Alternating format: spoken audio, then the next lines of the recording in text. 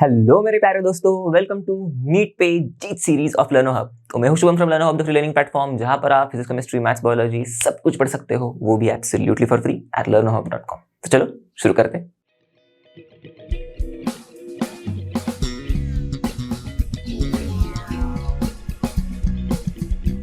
तो दोस्तों, आज हम लोग इस वीडियो में आपके कोऑर्डिनेशन कंपाउंड्स के सिलसिले को जारी रख रहे हैं। इससे प्रीवियस वाले वीडियो को अगर आपने मिस किया होगा तो बिल्कुल जाके देखिएगा, क्योंकि हम लोग कंटिन्यूएशन में ही जा रहे हैं और जो बेसिक कॉन्सेप्ट है अगर आप उनको मिस कर दोगे तो पानी सर के ऊपर से जाएगा।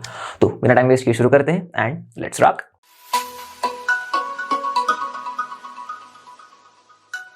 तो हम लोग बेसिक्स कवर कर लिए थे प्रीवियस वीडियो में। हम लोग अब आगे बढ़ेंगे और अगले वाले टॉपिक्स नॉमेनक्लेचर, आइसोमेरिज्म, बॉन्डिंग वाली चीजें पढ़ेंगे। पर उससे पहले एक बेसिक सा डिफरेंस हम लोग समझते हैं डबल सॉल्ट और कॉम्प्लेक्स के बीच में। अब सबको पता है भाई कॉम्प्लेक्स क्या होता है, बहुत बार पढ़ चुके हैं हम लोग। अब एक डिफरेंस इनके बीच वाला जो है उसको देखने से पहले एक सिमिलरिटी देख लेते हैं भाई, कि दोनों में एक चीज कॉमन क्या है।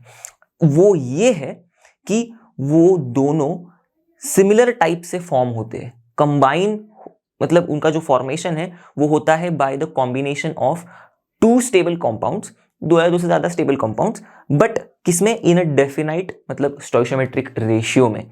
फॉर एग्जांपल अगर मैं डबल सॉल्ट का एग्जांपल लूं एज अ मोहर सॉल्ट, तो मोहर सॉल्ट हमको अगर पता है फॉर्मूला तो बढ़िया है, आपको नहीं तो फिर कोई बात नहीं, ये देखो आपकी स्क्रीन के ऊपर फॉर्मूला FeSO4.NH4 2SO4.6H2। ओके, ये है मोहर सॉल्ट का फॉर्मूला। अब ये बनता किससे है, दो स्टेबल कंपाउंड से, FeSO4 और NH4 2SO4, मतलब आयरन का सल्फेट, वो भी आयरन का 2+ वाला जो ऑक्सीडेशन स्टेट है उस वाला सल्फेट, वो ऑक्सीडेशन स्टेट वाला सल्फेट, और अमोनियम सल्फेट।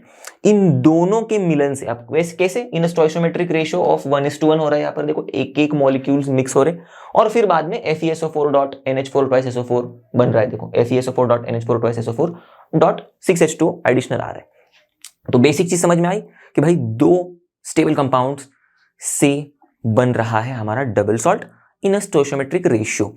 वैसे ही हमारा जो कॉम्प्लेक्स है वो भी दो स्टेबल कंपाउंड से बनेगा इन अ स्टोइशियोमेट्रिक रेशियो। जैसे कि फॉर एग्जांपल अगर मैं ये लूं कॉपर अमोनिया, ओके। अब देखो नाम में कुछ बोल नहीं पाऊंगा क्योंकि आपको अभी तक मैंने पढ़ाया नहीं है इसका नाम कैसे पुकारते, पर ऐसे मैं बता सकता हूं आपको कि देखो भाई कॉपर, ओके, हमारा सेंट्रल एटम या फिर आयन है जिसके अगल बगल में ये 4 अमोनिया के लिगैंड्स जो है वो जुड़े हुए हैं।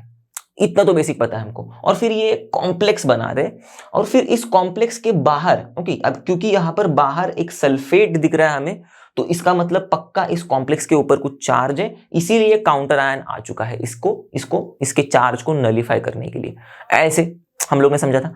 तो ये पूरा का पूरा बन गया कोऑर्डिनेशन कंपाउंड, ओके। और इतना ही है हमारा कॉम्प्लेक्स स्पीशीज, मतलब कॉम्प्लेक्स ही, सिंपल।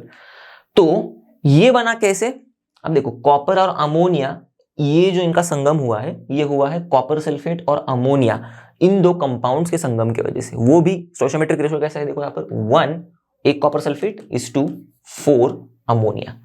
ध्यान में आई बात, सिंपल सी चीज है। अब जो देखो कोऑर्डिनेशन कंपाउंड है पूरा का पूरा जो मैंने बताया आपको, इसमें देखो ये हमारा चार्ज कॉम्प्लेक्स है, 2+ वाला चार्ज इसके ऊपर, और सल्फेट SO4 2- वाला हमारा काउंटर आयन है। सिंपल, ये थी सिमिलरिटी। अब अगर हम लोग डिफरेंसेस पर जाए तो जब डबल सॉल्ट को हम लोग पानी में घोल देंगे तो डबल सॉल्ट पूरा का पूरा डिसोसिएट हो जाएगा into simple simple ions. For example हम लोग ने मोहर सॉल्ट ही लिया था, तो मोहर सॉल्ट क्या था, ये था FeSO4.NH4 ट्वाइस, करेक्ट, SO4.6H2। तो इसको अगर मैं पानी में डालूं, पानी को यहाँ पर पानी के मॉलिक्यूल्स को भूल जाओ, ओके। ये चीज, ये सॉल्ट को मैं पानी में डालने पर मुझे क्या मिल जाएगा, टप करके, ओके, सारे सिंपल आयंस मिल जाएंगे मुझे। जैसे कि यहाँ पर देखो Fe2+ आयन से बना हुआ ये सॉल्ट, तो Fe2+ आयंस मिल जाएंगे मुझे, ओके। फिर SO4 2- आयंस भी है, करेक्ट, क्योंकि उस सॉल्ट में Fe2+ और SO4 2- आयंस है, करेक्ट, उनसे बना हुआ है। तो देखो Fe2+ SO4 2- हो गया। यहाँ पर NH4+ आयंस भी मिल जाएंगे मुझे, अमोनियम सल्फेट वाले में अमोनियम आयंस थे, ओके, सल्फेट हो गया है। तो देखो ऐसे सिंपल सिंपल आयंस में डिसोसिएट हो जाएगा।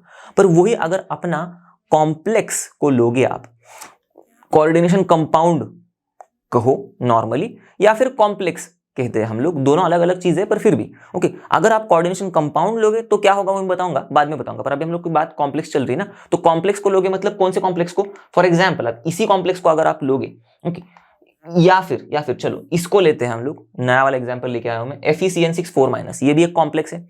तो इस कॉम्प्लेक्स में से ध्यान देना यहां पर साइनाइड -1 ऑक्सीडेशन स्टेट, तो ये नेगेटिव वाले आयंस होंगे साइनाइड के, 6 साइनाइड आयंस ओके।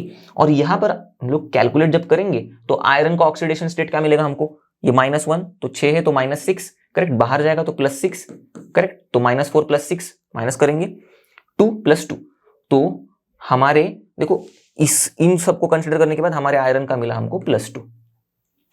तो इस तरीके से आयरन का +2 वाला आयन और 6 साइनाइड आयंस हमको इस कॉम्प्लेक्स को जब हम लोग घोलेंगे पानी में तो नहीं मिलेगा, ठीक है। कॉम्प्लेक्सेस डिसोसिएट नहीं होते इनटू सिंपल आयंस, ऐसे के ऐसे ही पड़ा रहेगा, क्या पड़ा रहेगा, ये FeCN6 4- ऐसे ही पड़ा रहेगा, ठीक है। अब अगर कोऑर्डिनेशन कंपाउंड डाले होते तो फॉर एग्जांपल अगर यही एग्जांपल लो हम लोग, CuNH3 4 ओके, ये वाला कॉम्प्लेक्स और उसके साथ काउंटर आयन जुड़ा हुआ है सल्फेट वाला, तो ये पूरा का पूरा कोऑर्डिनेशन कंपाउंड डाल देते तो क्या होता मालूम है, पानी के अंदर ये कॉम्प्लेक्स स्पीशीज वैसे का वैसे रह जाता ओके। कैसे, 2+ वाला चार्ज होता है इसके ऊपर और सल्फेट 2- वाला चार्ज ओके, तो ये वाला कॉम्प्लेक्स स्पीशीज हमको मिलता पानी में ओके। CuNH3 4 इस पूरे स्पीशीज के ऊपर 2+ चार्ज और SO4 2- चार्ज, ये हमें स्पीशीज मिलते। यहां पर भी कॉपर का 2+, जैसे मैंने उस एग्जांपल में बताया ना, जैसे ही यहां पर भी इस कॉम्प्लेक्स का भी देखो CuNH3 4 करेक्ट, CuNH3 4 इस कॉम्प्लेक्स में भी ओके पूरा का पूरा स्पीशीज के ऊपर 2+ चार्ज है, ये तो हमारा न्यूट्रल लिगैंड होता है अमोनिया, हमको पता है। तो इसके हिसाब से अब हमको ये तो क्लियर कट समझ में आएगा कि भाई कॉपर के ऊपर ही +2 चार्ज है, इसीलिए पूरे कॉम्प्लेक्स के ऊपर +2 चार्ज आ रहा है, करेक्ट ना। पूरा सम होता है ना, हमारे स्पीशीज के ऊपर का चार्ज क्यूमुलेटिव सम हो जाता है हमारे सारे अंदर के ओके जो एटम्स है, जो मॉलिक्यूल्स हम लोग ले रहे हैं उनके ऊपर के चार्ज का सम। तो यहां पर देखो ये 0 है, ये +2 है कॉपर, तो इसीलिए +2 आया बाहर, सिंपल लॉजिक है। तो इसका मतलब कॉपर +2 वाला जो ऑक्सीडेशन स्टेट है ये इसमें शो कर रहा है। तो अगर हम लोग इसको डिसॉल्व करेंगे पानी में तो कॉपर 2+ आयंस नहीं मिलेंगे हमें पानी में। बात समझ में आ गई? ये लॉजिक बताना था, ये है इनके बीच का डिफरेंस और सिमिलरिटी हम लोग ने देख ली। चलो अब हम लोग इन कोऑर्डिनेशन कंपाउंड्स का और इन कॉम्प्लेक्सेस का नामकरण कैसे करते हैं, इनको नेमिंग कैसे करते हैं, वो समझने की शुरुआत करते हैं। तो IUPAC ने बहुत सिंपल से रूल्स दिए हुए हैं। आपके ऑर्गेनिक केमिस्ट्री के जितने बहुत ढेर सारे रूल्स नहीं है, यहाँ पर कुछ चंद रूल्स है और उन चंद रूल्स को आप अगर अच्छे से समझोगे तो बहुत सारे कोऑर्डिनेशन कंपाउंड्स और कॉम्प्लेक्सेस के नाम आप मस्त लिख सकते हो। अगर आपने इससे पहले थोड़ा बहुत कभी नाम देखा होगा इनका लिखा हुआ तो आप कहोगे कि कितने लंबे चौड़े नाम है यार ये, और कुछ अजीबोगरीब मतलब कुछ अजीबोगरीब स्टाइल से नाम लिखे जाते हैं, बीच में ही कुछ रोमन न्यूमरल्स आते हैं वगैरह वगैरह, सब सीखेंगे हम लोग ओके एकदम मस्त तरीके से आराम से। तो सबसे पहले मैं आपको बता दूं कि हम लोग नेमिंग जो है वो सीख रहे हैं मोनोन्यूक्लियर कोऑर्डिनेशन कंपाउंड्स का। बोले तो बहुत सिंपल सी चीज है, ऐसे कोऑर्डिनेशन कंपाउंड्स जिसमें हमारा जो कॉम्प्लेक्स स्पीशीज है ओके वो कॉम्प्लेक्स स्पीशीज में एक ही मेटल एटम या फिर आयन होगा। फॉर एग्जाम्पल अगर देखो मैं ये कॉम्प्लेक्स स्पीशीज लू जो अनचार्ज्ड है, न्यूट्रल है, तो इसको मैं कॉम्प्लेक्स भी कह सकता हूं, मैंने पढ़ाया था आपको, और इसको मैं कोऑर्डिनेशन कंपाउंड भी कह सकता हूं, करेक्ट। तो ऐसे कोऑर्डिनेशन कंपाउंड्स ओके, या फिर अगर मैं ये कहूं ओके ये भी हमारा एक कोऑर्डिनेशन कंपाउंड है। अब इसमें भी इसके कॉम्प्लेक्स को देखो आप, मतलब इस कोऑर्डिनेशन कंपाउंड में जो कॉम्प्लेक्स स्पीशीज है उसको देखो, इसमें सिर्फ एक ही मेटल एटम या फिर आयन होगा तो भाई मोनोन्यूक्लियर हो गया ये कोऑर्डिनेशन कंपाउंड। और अगर सिर्फ कॉम्प्लेक्स की बात करूं मैं, जैसे कि यहां पर दिख रहा है आपको, तो यहां पर भी देखो सिर्फ अगर एक ही मेटल एटम या फिर आयन दिख रहा है हमको, निकल, अब वो तो डिपेंड करेगा ना, मैंने बताया था आपको ऑक्सीडेशन स्टेट के ऊपर। तो यहां पर ये न्यूट्रल है ओके, इसके ऊपर भी चार्ज अनचार्ज है, तो हमारा निकल भी 0 ऑक्सीडेशन स्टेट में, मतलब ये एटम है, करेक्ट। तो क्योंकि सिर्फ एक ही मेटल एटम दिख रहा है हमारे कॉम्प्लेक्स में ओके, या फिर इसको हम लोग कोऑर्डिनेशन कंपाउंड भी कह सकते हैं उसमें, तो इसीलिए मोनोन्यूक्लियर कोऑर्डिनेशन कंपाउंड है हमारा ये। सेम उसी की तरह ओके, मोनोन्यूक्लियर कोऑर्डिनेशन जो कंपाउंड्स के एग्जांपल में भी देखो, ये इसको भी बोलेंगे हम लोग, पर इसको हम लोग स्पेसिफिकली कॉम्प्लेक्स बोलते हैं। और यहां पर इसको हम लोग मतलब कोऑर्डिनेशन कंपाउंड बोलेंगे क्योंकि कॉम्प्लेक्स स्पीशीज के साथ कुछ काउंटर आयन भी जुड़ा हुआ है। अब इसमें भी देखो, यहां हमें इस कॉम्प्लेक्स में सिर्फ एक ही मेटल आयन दिख रहा है। आयन क्यों बोल रहा हूं मैं, क्योंकि अब मुझे पता है सल्फेट के ऊपर 2- चार्ज है, इस कॉम्प्लेक्स स्पीशीज के ऊपर फिर क्या होगा, 2+ चार्ज होगा। करेक्ट, काउंटर आयन बैलेंस करता है ना कॉम्प्लेक्स के चार्ज को, देखा था हम लोग ने बेसिक्स में, अगर नहीं याद है तो कोई बात नहीं, अभी सीख लिया। अब इस कॉम्प्लेक्स स्पीशीज के ऊपर, जैसे थोड़ी देर पहले हम लोग ने यही एग्जांपल देखा था ना, अमोनिया न्यूट्रल लिगेंड 0, तो भाई कॉपर के ऊपर कितना होगा, +2 चार्ज, तो इसीलिए मैंने कहा कॉपर यहाँ पर मेटल हमारा जो है वो आयन में है, तो कॉपर 2+ आयन है। पर कितना आयन है, एक ही आयन प्रेजेंट है हमारे पूरे कॉम्प्लेक्स में, इसीलिए मोनोन्यूक्लियर कोऑर्डिनेशन कंपाउंड। ओके, क्योंकि ये कॉम्प्लेक्स जुड़ा है काउंटर आयन से। सिंपल लॉजिक समझ में? तो इस तरीके के जो हमारे कंपाउंड्स है या फिर कॉम्प्लेक्सेस हैं, इनके नाम हम लोग सीखेंगे। अब शुरुआत कैसे करनी है हमें, हम लोग को जब नाम लिखना है तब हमको तो फॉर्मूला दिया होगा, उसके बाद ही तो नाम लिखना पड़ेगा ना, सिंपल सा लॉजिक है। अब जब हमें फॉर्मूला दिया है तो हमें क्या क्या देखना है, किससे शुरुआत करनी है। कभी भी नाम लिखते टाइम पर शुरुआत करनी है सबसे पहले कटायनिक स्पीशीज का नाम लिखते हुए, सबसे पहले। Okay, first right the name of cationic species, दिमाग में एकदम चिपका के रखना। फिर बचा क्या, अनायनिक स्पीशीज। सिंपल लॉजिक है, करेक्ट। अब कोऑर्डिनेशन कंपाउंड में हमें तो पता है कि भाई हम लोग जैसे इस एग्जांपल्स में देखा था, एक हमें कटायनिक स्पीशीज पक्का दिखेगा और एक अनायनिक स्पीशीज पक्का दिखेगा। अब यहां पर देखो पॉजिटिवली चार्ज स्पीशीज है तो ये कटायनिक स्पीशीज हो गया हमारा कॉम्प्लेक्स, समझ में आई बात। और ये हमारा जो काउंटर आयन है वो अनायनिक स्पीशीज हो गया। अब नाम किसका पहले लिखेंगे, कटायनिक स्पीशीज का, मतलब हमारे कॉम्प्लेक्स का पहला नाम लिखेंगे, फिर उसके बाद काउंटर आयन का नाम लिखेंगे। लॉजिक समझ में आया? उसी तरीके से अगर हाँ, फॉर एग्जाम्पल यही पर एग्जाम्पल लिया मैंने, देखो ये था हमारा कटायनिक स्पीशीज, ये है अनायनिक स्पीशीज, करेक्ट, CA लिख देता हूं मैं।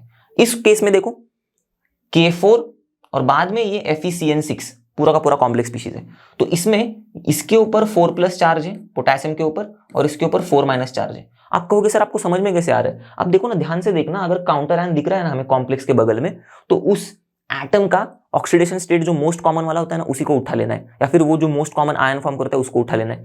उस आयन कितना एटम दिख रहे हैं उतने नंबर ऑफ आयन्स फॉर्म कर रहे हैं।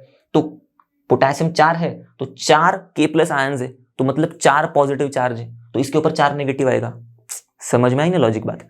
अब ये हो गया अपना कटायनिक स्पीशीज और ये हो गया अपनी अनायनिक स्पीशीज। तो पहले हमें फॉर्मूला को देख के डिफरेंशिएट करना है, कौन सा कटायनिक स्पीशीज कौन सा अनायनिक स्पीशीज, और बाद में पकड़ना है पहले कटायनिक स्पीशीज को और उसका नाम लिखने को शुरू करना है। पर अब देखो, दो अलग अलग केसेस मैंने लिए। एक केस में कटायनिक स्पीशीज सिंपली एक एलिमेंट है, पर दूसरे केस में कटायनिक स्पीशीज एक कॉम्प्लेक्स है, बरोबर। अब आप तो कहोगे सर लिखे कैसे ना, तो अगर कटायनिक स्पीशीज काउंटर आयन है, ठीक है, तो सिर्फ उस एलिमेंट का नाम लिखना है हमें। समझ में आ गई बात? तो यहां पर पोटेशियम है तो हम लोग सिर्फ इसका नाम लिखने को शुरुआत कैसे करेंगे, सबसे पहले हम लोग सिर्फ उस एलिमेंट का नाम लिखेंगे पोटेशियम। हो गई हमारी कटायनिक स्पीशीज का नामकरण खत्म। अब अनायनिक स्पीशीज पर बढ़ेंगे हम लोग इसके केस में। अब उसी लॉजिक के आधार पर अगर हमें दिख रहा है कि कटायनिक स्पीशीज कॉम्प्लेक्स है तो उसका नाम कैसे लिखेंगे आगे देखेंगे हम लोग, पर यहां पर काउंटर आयन अनायनिक स्पीशीज है। अब ऐसा होगा तब क्या करेंगे, तो हम लोग कटायनिक स्पीशीज का नाम लिखेंगे पहले, पर अनायनिक स्पीशीज काउंटर आयन है इसीलिए उसका नाम जो है ना वो लास्ट में लिखते हैं। अभी तो मैंने बोला ना कटायनिक स्पीशीज का नाम पहले, अनायनिक का बाद में, तो क्योंकि काउंटर आयन अनायनिक स्पीशीज है तो उसका नाम लास्ट में लिखेंगे, पर लिखेंगे कैसे वो समझना है। अब काउंटर आयन का नाम जैसे है वैसा ही लिखना है। सल्फेट दिख रहा है सल्फेट लिखो, क्लोराइड आयन लिख रहा है क्लोराइड लिखो, नाइट्रेट दिख रहा है नाइट्रेट लिखो। समझ में आएगा बात? एकदम सिंपल। तो हम ना मैं क्या करता हूँ, यहां पर आगे बहुत सारी जगह छोड़ देता हूँ, क्योंकि इसके बाद में मैंने बहुत सारी जगह छोड़ दी क्योंकि अनायनिक स्पीशीज का नाम लिखना है। इसके पहले में बहुत सारी जगह छोड़ देता हूं और फिर मैं लिखता हूं हमारे अनायनिक स्पीशीज का नाम जो कि है सल्फेट। चलो लिख दिया। याद रखना है नाम इनका लिखते टाइम पे शुरुआत का ही लेटर कैप में लिखो ओके वो भी एज सच एकदम बहुत डेजिग्नेटेड रूल नहीं है, कहीं कहीं वो फॉलो नहीं होता है। ओके मतलब कई बार आप नहीं लिखोगे तो भी ओके है, पर फिर भी मेरा कहना है कि आप पहला लेटर कैप में लिखो। ओके बाकी के सारे लेटर स्मॉल में ही लिखने, कोई दिक्कत नहीं। ठीक है, तो ये तो लॉजिक समझ में आ गई। If cationic species is counter ion, जैसे पहले केस में था, तो सिर्फ नाम लिखना है, simply write the name of the element. और फिर if anionic species is counter ion, जैसे कि दूसरे वाले केस में, तो सिंपली हमें उस अनायन का नाम लिखना है, simply write the name of the अनायन, chloride, nitrate वगैरह लिखा। चलो चिपक गई दिमाग में बात। अब आगे बढ़ते। अब हमारा कॉम्प्लेक्स स्पीशीज का नाम कैसे लिखना है। अब दोनों भी केसेस में हम लोग ने काउंटर आयन के नाम को लिख दिया, अब हम लोग अटके पड़े हैं कॉम्प्लेक्स स्पीशीज का नाम कैसे लिखना है। पहले वाले एग्जांपल में अनायनिक स्पीशीज कॉम्प्लेक्स है, उसका नाम कैसे लिखना है। दूसरे वाले केस में कटायनिक स्पीशीज हमारा कॉम्प्लेक्स है, करेक्ट। ये वाला, इस वाले में कटायनिक स्पीशीज जो है हमारा कॉम्प्लेक्स है, तो इसका नाम कैसे लिखना है। अब कॉम्प्लेक्स का नाम लिखने के लिए शुरू करेंगे हम लोग सबसे पहले लिगैंड्स के नाम से। ध्यान में रखना कॉम्प्लेक्स में क्या ही है भाई, मेटल और लिगैंड, दो ही तो चीज है, बरोबर ना। देखो मेटल लिगैंड, मेटल लिगैंड, ठीक है। तो नाम शुरू करना है लिखने से लिगैंड से, ठीक है। अब लिगैंड का नाम भी कैसे लिखेंगे, अगर एक से ज्यादा लिगैंड्स होंगे तो हम लोग अल्फाबेटिकल ऑर्डर में लिगैंड के नाम लिखेंगे। देखना कॉम्प्लेक्स में first right the name of ligand in the alphabetical order, एक से ज्यादा होंगे तो। अब क्या करेंगे हम लोग, थोड़े रूल्स हम लोग देख लेंगे, फिर नाम लिखने को शुरू करेंगे। ये एक पहला रूल समझ में आ गई बात, सिंपल सी थी। फिर अनायनिक लिगैंड्स अगर है, ओके, अब हम लोग थोड़ा डिफरेंशिएट करने की कोशिश करेंगे। अनायनिक लिगैंड्स का अपना न्यूट्रल लिगैंड्स कैसे होंगे। देखो अनायनिक लिगैंड्स सिंपली बोले तो नेगेटिवली चार्ज जो हमारे स्पीशीज है ना, anionic ligands, chloride, correct, sulphate, bromide, ये सब अनायनिक लिगैंड्स। बात समझ में आ गई। अब इनका जब नाम हम लोग लिखते हैं, तब उनके नाम के लास्ट में जो भी लेटर होगा उसको रफ करके ओ लगा देना है, लास्ट में ओ, ओके, ऐसे बोलना है उनको, थोड़ा सा रिस्पेक्ट देना है, ऐसे समझ लो आप। ओके, तो anionic ligands names and in O, जैसे कि अगर क्लोराइड है तो उसकी ई को हटाएंगे, ओके, और क्लोराइडो बोलेंगे हम लोग उसको, या फिर क्लोरिडो कहो आप, कुछ भी कहो। ओके देखो ई को हटाया तो क्लोरिडो हो गया, क्लोरिडो, ठीक है। तो लास्ट में सिर्फ मैंने ई के जगह पे ओ लगा दिया तो क्लोरिडो। वैसे ही अगर कटायनिक या फिर न्यूट्रल लिगैंड्स होंगे तो कुछ दिक्कत नहीं, नाम एकदम वैसे के वैसे ही रखना है, डिट्टो। ओके, तो कटायनिक न्यूट्रल लिगैंड्स के केस में नेम सेम। अब इसमें कुछ एक्सेप्शंस है, देखो जैसे कि वाटर, तो वाटर का नाम सिर्फ सिंपली वाटर नहीं लिखना है, एक्वा लिखना है, सबसे पहला एक्सेप्शन। फिर अमोनिया, उसको अमीन लिखना है, अब उसमें एम 2 बार लिखना है, याद रखना इसका स्पेलिंग, NH3 अमीन, AMMINE। फिर CO जो है हमारा कार्बन मोनोऑक्साइड, उसको कार्बोनिल बोलते हैं हम लोग, ठीक है, कार्बोनिल। और NO जो है उसको नाइट्रोसिल बोलते हैं। तो ये 4 एक्सेप्शंस दिमाग में चिपका के रखो बस, ओके। जब कभी भी जरूरत पड़ेगी उसका इस्तेमाल करना है हमें। अब देखो पड़ेगी जरूरत, मैं आपको दिखाऊंगा एग्जाम्पल के तौर पे। थोड़े और 2-3 रूल्स बचे लिगैंड्स के, वो देख लेते। अगर आपके दिमाग में सवाल आया होगा सर अगर एक से ज्यादा नंबर ऑफ सेम लिगैंड्स होंगे तो, हो सकता है ना, अगर वाटर लिगैंड है कॉम्प्लेक्स में पर 5-6 water molecules as a ligand है तो क्या करेंगे, प्रीफिक्स लगाएंगे भाई, सिंपल, जैसे कि di, tri, tetra, penta, hexa, simple. तो देखो prefixes mono, di, tri, tetra, ठीक है। हाँ अब ये मोनो जो है उसको लिखने की जरूरत है नहीं, ओके, वो बस प्रीफिक्स के नाम में मैंने लिख दिया। शुरू करना है हमको 2 से ही, डाई, ट्राई, टेट्रा से, ठीक है। फिर मोर देन 1 लिगैंड्स के लिए, सेम टाइप के अगर लिगैंड एक से ज्यादा होंगे तो। दूसरी केस क्या है, अब इसमें ना एक ट्विस्ट आता है कहानी में, अगर लिगैंड के नाम में ही कुछ प्रीफिक्स छुपा हुआ हो तो। जैसे कि हमने एक डाइडेंटेट लिगैंड देखा था, करेक्ट, जो कि चिलेट भी होता है, क्रैब की तरह पकड़ता है, दोनों हाथों से उसके एक साथ, याद आया, कुछ थोड़ा बहुत बेसिक्स में पढ़ा था हम लोग ने। तो ये ऐसे डाइडेंटेट लिगैंड्स, जिसमें एग्जाम्पल में इथेन 1,2 डायामीन हम लोग ने पढ़ा था, इथेन 1,2 डायामीन, ओके, उसका हम लोग एब्रीवेशन EN करके लिखते हैं। अभी बता रहा हूं मैं, आगे काम में आएगा जब हम लोग फॉर्मूला पढ़ेंगे तो, मतलब फॉर्मूला कैसे लिखते हैं वो पढ़ेंगे तो फिलहाल इथेन 1,2 डायामीन पर ध्यान देते। तो देखो डाई, अब नाम में ही डाई है, अब यही इथेन 1,2 डायामीन बहुत बार होंगे तो क्या करेंगे हम लोग, डाईथेन डायामीन लिखेंगे या फिर ट्राईथेन डायामीन लिखेंगे, तो वो थोड़ा बहुत मिक्स हो रहा है, करेक्ट। मतलब 2 इथेन 1,2 डायामीन हो गए तो डाईथेन डायामीन बनता नहीं है, इसलिए हम लोग बिस लिखते हैं, 2 के लिए बिस, 3 के लिए ट्रिस, ठीक है, और 4 के लिए टेट्राकिस, ओके। तो अब 4 वाला नाम, 3 वाला नाम, 2 वाला नाम, ऐसे बस हम लोग जैसे डाई ट्राई टेट्रा लिखते हैं वैसे ही इनका भी नाम हमको याद रखना है। तो लिखेंगे कैसे, 2 है तो बिस इथेन 1,2 डायमीन, इस फैशन में लिखेंगे अगर नाम में ही कुछ न्यूमेरिकल प्रीफिक्स हो तो। Okay, in case of numerical prefix in the name of ligand. इसके अलावा in case of numerical prefix, अभी इसी केस में हम लोग क्या करेंगे, हम लोग ना इस बिस को नहीं देखेंगे, ठीक है। अल्फाबेटिकल ऑर्डर में लिखते टाइम पर इन लिगैंड्स को, हम लोग नाम लिख रहे हैं ना, तो नाम लिखने के टाइम पे हम लोग लिगैंड्स को अल्फाबेटिकल ऑर्डर में लिखते हैं ना, एक से ज्यादा होंगे तो हम लोग इस प्रीफिक्स को नहीं देखेंगे, हम लोग लिगैंड के नाम को ही देखेंगे, ठीक है। तो in case of numerical prefix consider the name of ligands, जैसे कि इथेन 1,2 डायमीन में ई पकड़ेंगे हम लोग, बी नहीं पकड़ेंगे, बिस नहीं पकड़ेंगे, for writing in alphabetical order. अब एग्जाम्पल्स देखते हैं, जो कुछ भी लिगैंड की कहानी है उसको यहां पर फिट करवाने की कोशिश करते हैं। दिख रहा है हमको कि जो शुरुआत में है हमारा, देखो ये वाला पूरा का पूरा कॉम्प्लेक्स, ओके, और ये है हमारा काउंटर आयन। अब देखते ही पता चलना चाहिए, ब्रैकेट में होता है कॉम्प्लेक्स, बेसिक सा लॉजिक है, बाहर होगा काउंटर आयन। क्लोरीन दिख रहा है, क्लोराइड काउंटर आयन है, 2 दिख रहे हैं, तो टोटल काउंटर आयन के ऊपर चार्ज 2- है, तो हमारे कॉम्प्लेक्स के ऊपर चार्ज 2+ है। बात समझ में आ गई। अब हम लोग कॉम्प्लेक्स के अंदर जब घुस रहे तो देख रहे भाई कि यहाँ पर मेटल है और 1 2 3 अलग अलग लिगैंड्स है। उसमें भी लिगैंड्स देखो, हर एक लिगैंड जो है, मतलब हर एक लिगैंड मतलब इसमें भी जो अमोनिया है हमारा वो 4 है, वाटर 1 है, क्लोरीन 1 है। तो लिखेंगे कैसे, याद है सबसे पहले रूल, लिगैंड्स एक से ज्यादा होंगे तो अल्फाबेटिकल ऑर्डर। तो यहां पर देखो अमोनिया, वाटर, क्लोरीन, अब इसमें अमोनिया और वाटर लिखोगे तो गलत हो जाएगा, क्योंकि रूल क्या है, एक्सेप्शन वाला याद है, न्यूट्रल लिगैंड्स में अमीन लिखते हैं, एक्वा लिखते हैं, तो NH3 को हम लोग अमीन लिखेंगे, ओके, इसको एक्वा लिखेंगे, इसको क्लोरिडो लिखेंगे। अब इनमें सबसे पहले अल्फाबेटिकल ऑर्डर में कौन आएगा, तो ए अमीन, ए एक्वा। अब फंस गए, तो ए के बाद एम देखो अमीन, और ए के बाद क्यू देखो एक्वा, तो क्यू तो बाद में आता है, एम से बाद में, समझ में आ रही ना बात, AMMINE, करेक्ट।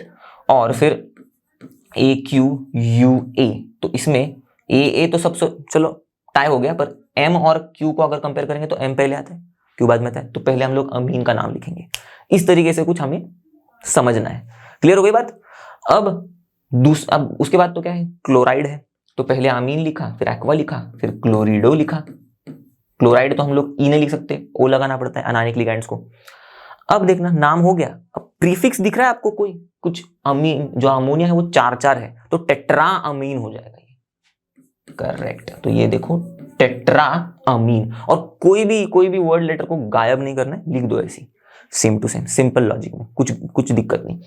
तो टेट्रा अमीन, देखो ये हो गया हमारा, एक्वा हो गया, देखो टेट्रा अमीन एक्वा, तो 2 लिगैंड्स हो गए टेट्रा अमीन एक्वा, और फिर क्लोरिडो, तीनों भी लिगैंड्स हो गए हमारे। लिख दिया हम लोग ने लिगैंड्स के नाम एकदम अच्छे तरीके से। बाद में देखेंगे हम लोग बाकी का भी एक एक करके सॉर्ट आउट कर देंगे। मेटल बचा है हमारा, यहाँ पर काउंटर आयन बचा है, तो देखो लिगैंड, तो ये जो हमारा कॉम्प्लेक्स स्पीशीज है वो कैटायनिक है, तो इसीलिए नाम का शुरुआत मैंने इससे किया है। कैटायनिक स्पीशीज में हमारे कॉम्प्लेक्स के नाम से शुरुआत की। अब यहाँ पर कुछ जुड़ेगा, ठीक है, और उसके बाद क्या जुड़ेगा हम लोग देखेंगे। उसके बाद हमारा काउंटर जो आयन है उसका नाम लिखेंगे हम लोग, जो कि है यहाँ पर क्लोराइड, तो सिंपली मैं क्लोराइड लिखूंगा। देखो एक एक करके ना, मैं जितने भी हम लोग एग्जाम्पल लेंगे ना, उन सबका हम लोग एक बारी आयोपैक नेम लिख देंगे, इन्हीं रूल्स को इस्तेमाल कर करके, तो आपको रूल्स भी दिमाग में एक बार फिट हो जाएंगे, जैसे जैसे हम लोग चल रहे आगे। बात समझ में आ गई। सेम लॉजिक के आधार पर अगर हम लोग इसको देखेंगे, देखो यही रूल्स यहाँ पर अप्लाई हो जाएंगे।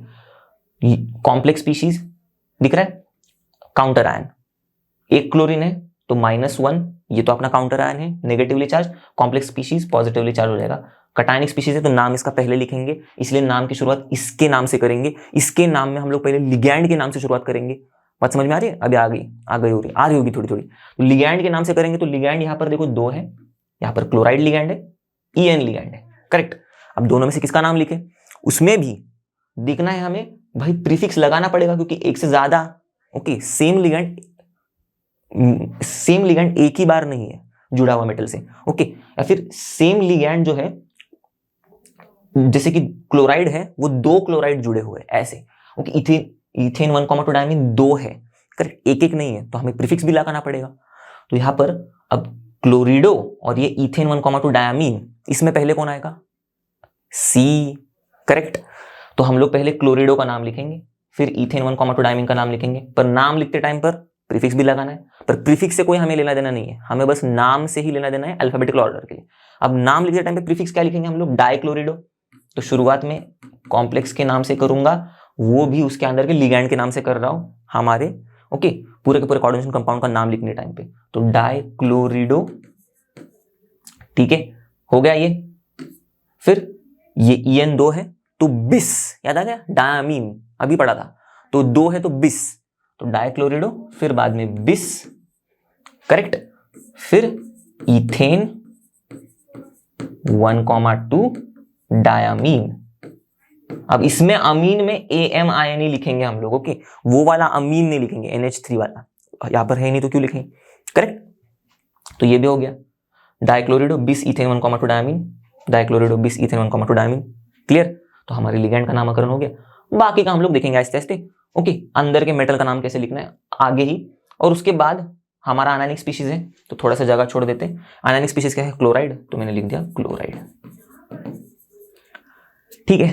तो ये भी चीजें सब सारी चिपक गई होंगी, लिगैंड का नाम कैसे लिखना है, यही थोड़ा सा टफ पार्ट है, थोड़ा सा।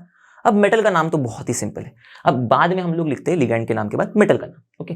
तो after name of ligand right the name of metal. अब मेटल का नाम अगर हम लोग का स्पीशीज न्यूट्रल या फिर कटायनिक है, मतलब पॉजिटिवली चार्ज कॉम्प्लेक्स है, तो मेटल का नाम हम लोग एग्जैक्ट जैसा है वैसे ही लिखते हैं, same to same, okay. Neutral complex and positively charge complex के लिए नेम सेम। तो अगर कोबाल्ट है तो कोबाल्ट ही लिखेंगे हम लोग, क्रोमियम है तो क्रोमियम ही लिखेंगे, क्लियर, सिंपल। पर अगर हमारा कॉम्प्लेक्स नेगेटिवली चार्ज है, ओके, कॉम्प्लेक्स नेगेटिवली चार्ज, तो हम लोग नाम में 8 लगाते हैं लास्ट में, ATE, ठीक है। अब कभी कभार होता क्या है, फॉर एग्जाम्पल, अब एग्जाम्पल देखते हो, कोबाल्ट को हम लोग कोबाल्टेट लिखेंगे, कोबाल्ट फिर बाद में 8, देखो कोबाल्ट फिर बाद में 8, ठीक है। तो नेम एंड्स विद सफिक्स 8। अब अगर किसी किसी केसेस में हम लोग लैटिन नेम का प्रयोग करेंगे मेटल के नाम को, और फिर अगर ऐसे लैटिन नेम वाले मेटल अनायनिक कॉम्प्लेक्स में हमें दिखाई दिए तो फिर हम लोग उनके भी नाम के पीछे 8 लगाएंगे। तो जैसे कि फेर8 आयरन का, करेक्ट, याद आ गया, देखो सम मेटल्स लैटिन नेम, जैसे कि आयरन का फेर8, बात समझ में आ गई। चलो, तो मेटल की कहानी खत्म। अब हम लोग क्या करते हैं मालूम है, एक चीज जो मेटल के नाम के बाद लिखनी होती है ना, उसको समझते और फिर रूल्स डन, एकदम डन, और फिर बाद में हम लोग पीछे जाएंगे और सारे हमारे कोऑर्डिनेशन कंपाउंड्स या फिर जो भी कॉम्प्लेक्सेस हम लोग ने लिए हैं उनके नाम लिखेंगे। चलो, तो लास्ट चीज मेटल के नाम को लिखने के बाद होती है उसका ऑक्सीडेशन स्टेट लिखना होता है, ब्रैकेट्स में, पैरेंथेसिस में, रोमन न्यूमरल में ऑक्सीडेशन स्टेट लिखना होता है, क्लियर। तो after the name mention oxidation state in Roman numeral, ठीक है, और वो भी इन पैरेंथेसिस, बस। और 2 चीजें याद रखनी है भाई, स्पेसिंग कहीं पर भी नहीं देनी है, सिर्फ कटायनिक और अनायनिक स्पीशीज के नाम के बीच में देनी है, समझ में आ गई बात, देखेंगे हम लोग, ओके। और स्टार्टिंग लेटर कैपिटल रखना है, ओके, 2 चीजें, starting letter capital, spaces only between name of cationic anionic.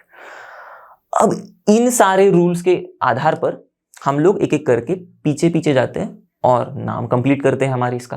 तो देखो इसका तो यहां तक हो गया था पूरा, ओके, देखना ध्यान से। कटायनिक स्पीशीज का नाम लिखना शुरू किया था हम लोग ने, उसमें लिगैंड का नाम लिख दिया था हम लोग ने, बस मेटल का नाम बाकी रह गया है और ऑक्सीडेशन स्टेट लिखना है उसका। तो देखना ध्यान से, मेटल कोबाल्ट है और कटायनिक स्पीशीज, कटायनिक कॉम्प्लेक्स है, तो नाम सेम रहेगा, कोबाल्ट, ठीक है। तो मैं यहां पर सेम चिपक के लिखूंगा, देखो नाम में स्पेस नहीं देना है अनटिल एंड अनलेस हम लोग कटायनिक और अनायनिक स्पीशीज, मतलब कब तक कोई नाम में कब तक स्पेस नहीं देना है, जब तक हम लोग पूरा का पूरा कटायनिक स्पीशीज या फिर अनायनिक स्पीशीज खत्म ना कर दे, तब तक। तो पूरा का पूरा कटायनिक स्पीशीज खत्म करूंगा, फिर अनायनिक स्पीशीज के नाम से पहले मैं एक स्पेस दूंगा। तो ये तो कटायनिक स्पीशीज का ही नाम चल रहा है, कॉम्प्लेक्स के अंदर वाली, ओके, लिगैंड हो गया, मेटल का नाम कोबाल्ट, तो ये देखो क्लोरिडो के बाद कोबाल्ट, फिर उसका ऑक्सीडेशन स्टेट लिखेंगे। अब बच्चों वाली खेल है, ऑक्सीडेशन स्टेट निकालना। देखो क्लोराइड का -1 एक ही है, वाटर न्यूट्रल है, ये भी न्यूट्रल है, करेक्ट। तो इसका क्या होगा, 0 0, ये -1 है, -1 बाहर जाएगा तो +2 +1 +3 होगा, तो कोबाल्ट +3 है, तो यहां पर 3, करेक्ट। अब हो गया। अब इसके बाद छोटू सा स्पेस देना है और फिर बाद में अनायनिक स्पीशीज का नाम, जैसे कि क्लोराइड लिखना है, तो थोड़ा सा स्पेस के लिए मैं क्या करता हूँ मालूम है, इसको हटा देता हूँ, कुछ ज्यादा ही स्पेस हो गया था इसीलिए थोड़ा सा स्पेस दिया, क्लोराइड। बात समझ में आ गई, क्लैरिटी आ गई। अब उसी तरीके से देखना डाइक्लोरिडो बिस इथेन 1,2 डायमीन में भी लिगैंड का नामकरण हो गया था। मेटल पे आएंगे हम लोग, सेम कटायनिक कॉम्प्लेक्स है हमारा, तो मेटल के नाम में देखो कोबाल्ट हमारा मेटल का नाम, लिगैंड हो गया कोबाल्ट लिख देंगे सिंपली, तो चिपक के लिखा मैंने कोबाल्ट। अब देखना ये इथेन 1,2 डायमीन जो होता है ना, ये न्यूट्रल लिगैंड है, तो ऑक्सीडेशन स्टेट 0। फिर क्लोराइड का -1, तो 2 है तो -2 हो जाएगा, करेक्ट, तो 0, ये -2, बाहर +1 है, तो इसका निकालने के लिए क्या होगा, अंदर वाला -2 बाहर जाएगा, +1 +2 +3, तो कोबाल्ट +3। अब उसके बाद थोड़ा सा स्पेस रख के अनायनिक लिगैंड का नाम लिखना है, तो जो हम लोग ने लिख दिया है उसी को मैं फिर से थोड़ा करीब लिख देता हूं। Okay done. अब इसी तरह आप क्या करोगे, आप इन दो, पॉज करना फटाक से, और इन दो स्पीशीज का नाम फटाफट लिख देना, ठीक है।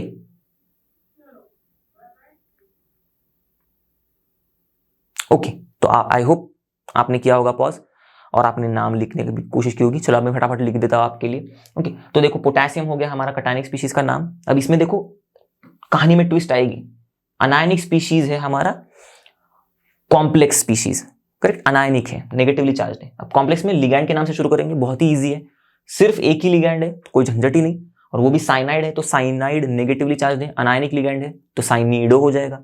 और कितना है, 6 है, तो हेक्सा साइनिडो, और आयरन है, करेक्ट, तो मैं लिख देता हूं, देखो यहां पर बीच में स्पेस रखेंगे, कटायनिक अनायनिक स्पीशीज के बीच में देखो स्पेस रखा मैंने, हेक्सा साइनिडो, तो हमारा लिगैंड तो हो गया।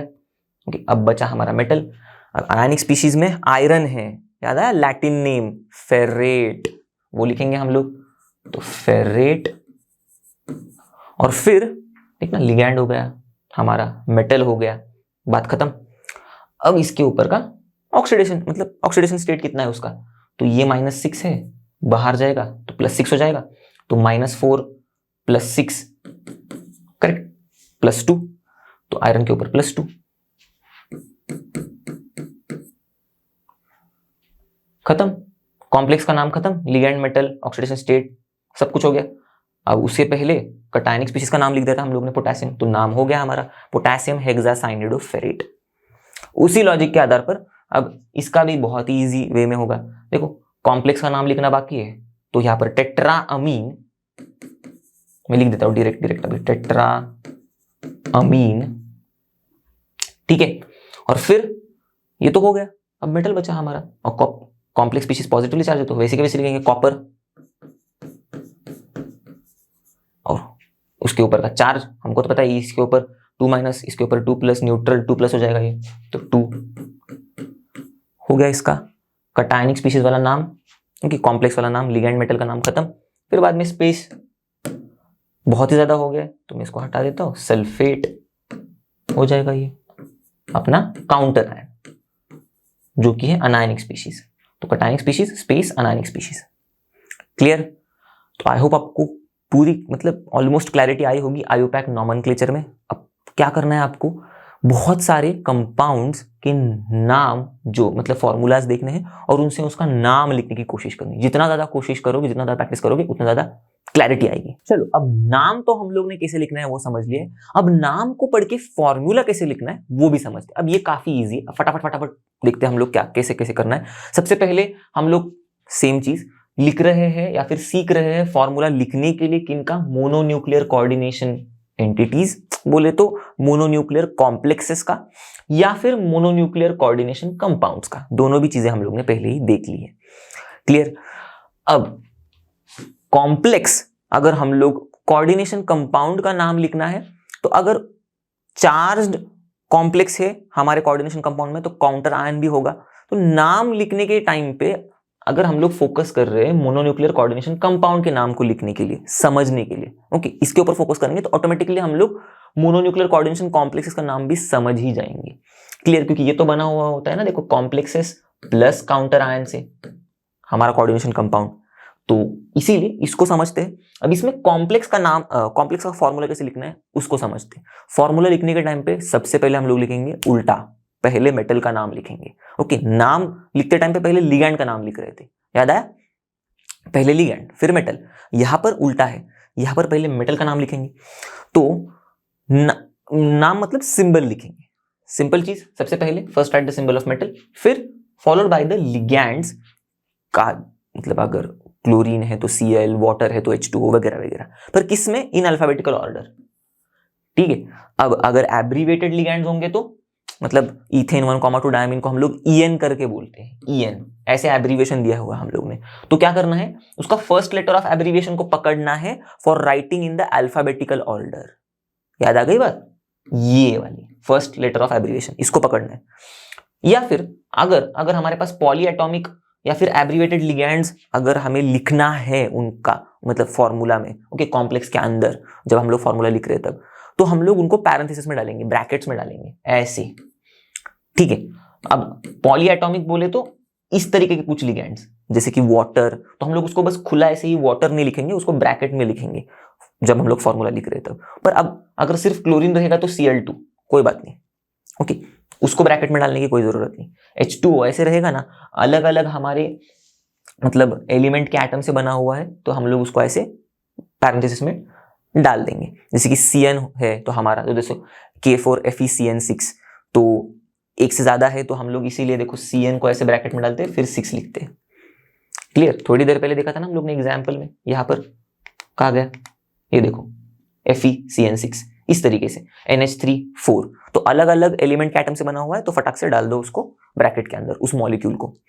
क्लियर? और उसके बाद मतलब जो लिगैंड है हमारा, वो मॉलिक्यूल या फिर अनायन, उसको डाल दो। ओके, और फिर बाद में नंबर ऑफ जो भी है, जैसे हम लोग लिखते हैं नॉर्मली, नंबर ऑफ लिगैंड्स कितने हैं, तो नीचे CN6 ब्रैकेट के बाहर, सिंपल। अब no space between metal and ligands, formula में कोई स्पेस देने की जरूरत है नहीं, ऐसे कहा जा रहा है। ये जो रूल्स है, इनमें ये सब करने के बाद हम लोग को क्या करना है, कोऑर्डिनेशन एंटिटी हो जाएगी ना अपनी वो। ओके, मेटल का नाम लिखा, लिगैंड्स का नाम लिखा, तो अब ये कोऑर्डिनेशन स्पीशीज हो गया अपना, मतलब कोऑर्डिनेशन एंटिटी मतलब कॉम्प्लेक्स हो गया ये हमारा, तो उसको स्क्वायर ब्रैकेट में डालो, coordination entity square brackets.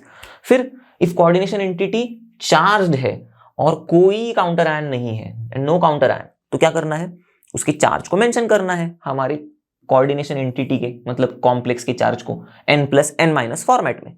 n बोले तो नंबर, तो अगर 1+2+ ऐसे लिखना है, 2- 3- ऐसे लिखना है, ठीक है। -1 -2 ऐसे नहीं लिखना है, -n फॉर्मेट में नहीं, मतलब -n फॉर्मेट में नहीं, n- या फिर n+ फॉर्मेट में लिखना है, सिंपल। तो ये दो एग्जांपल्स है, फटाफट चलो हम लोग इतना जो कुछ भी पढ़े हैं कॉम्प्लेक्स के फॉर्मूला को कैसे लिखना है उसको देखते हैं। क्लियर? उसके बाद हम लोग काउंटर आयन को कैसे कहां पर चिपकाना है वो देखेंगे। फॉर एग्जांपल, अब मैंने दोनों भी एग्जांपल लिए हैं ना, उसमें ना कॉम्प्लेक्सेस ही है, कॉम्प्लेक्स स्पीशीज ही है, ये कोई काउंटर आयन इन्वॉल्व नहीं है इसमें। नाम में देखो क्या दिया है हमको, शुरुआत से लिगैंड्स के नाम दिए हुए हैं, फिर बाद में मेटल का नाम दिया हुआ है, पर हम लोग फॉर्मूला में पहले मेटल का सिंबल लिखेंगे। तो मेटल लिख रहा है हमको कोबाल्ट, मैंने लिख दिया कोबाल्ट का CO। फिर लिगैंड्स को लिखते हैं हम लोग इन अल्फाबेटिकल ऑर्डर, तो अक्सर ना नामों में अल्फाबेटिकल ऑर्डर में ही लिगैंड्स लिखे हुए होते हैं, तो काम और आसान हो जाता है अपना। पर फिर भी एक बार क्रॉस वेरीफाई करना हमारा काम है, फंसाने के लिए दिया होगा गलती से गलत नाम तो हम लोग फंस जाएंगे, ठीक है, फॉर्मूला लिखते टाइम पे।